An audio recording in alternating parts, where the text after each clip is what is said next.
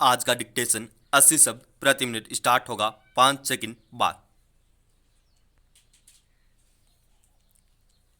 Start.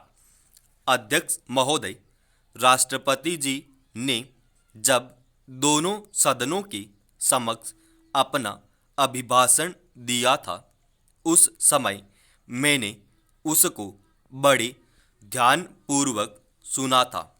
उसके बाद मैंने उनके अभिभाषण को बड़े ध्यान से पढ़ा है और उस पर मनन भी किया है। राष्ट्रपति जी ने एक बड़ी महत्वपूर्ण भूमिका उसमें निभाई है।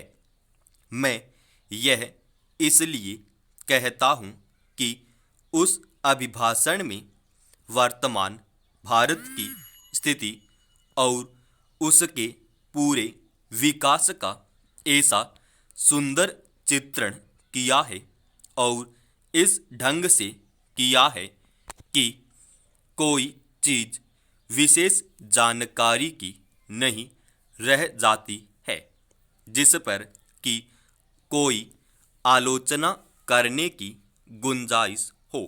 मैं यह जानता हूँ कि बहुत सी बातें विरोधी सदस्यों ने कही हैं जिनका इस सदन में विवरण देंगे और उन पर विवाद करेंगे, लेकिन एक बात उनको याद रखनी चाहिए और वह यह है कि जिस समय से हम गुजरे हैं वह एक निर्माण का समय है।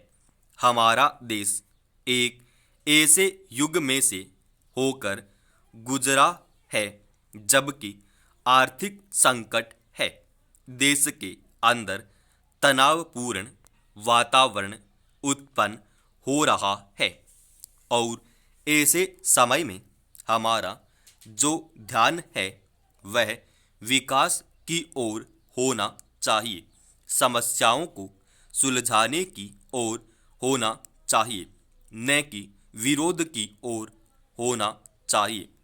इससे देश का ध्यान बंट जाता है। निर्माण के इस समय में निर्माण पर अपना पूरा ध्यान केंद्रित कर देने से यह लाभ होगा कि हर एक का ध्यान उस ओर चला जाएगा। इसके अतिरिक्त समस्याओं पर आप ध्यान दें। किस गंभीर परिस्थिति के बारे में यदि हम छोटी छोटी बातों को लेकर उस अवसर बिगाड़ देते हैं तो उसकी गंभीरता नष्ट हो जाती है।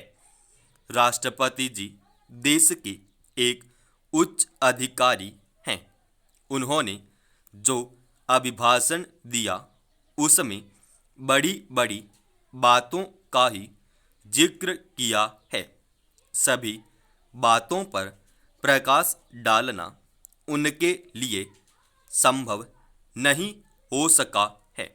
इसका एक कारण यह भी है बजट आदि प्रस्तुत होने वाले हैं जो माननीय सदस्यों को बहुत से ऐसे अवसर मिलेंगे जिनको पाकर कि वे सब बातों पर अपना विरोध प्रकट कर सकें।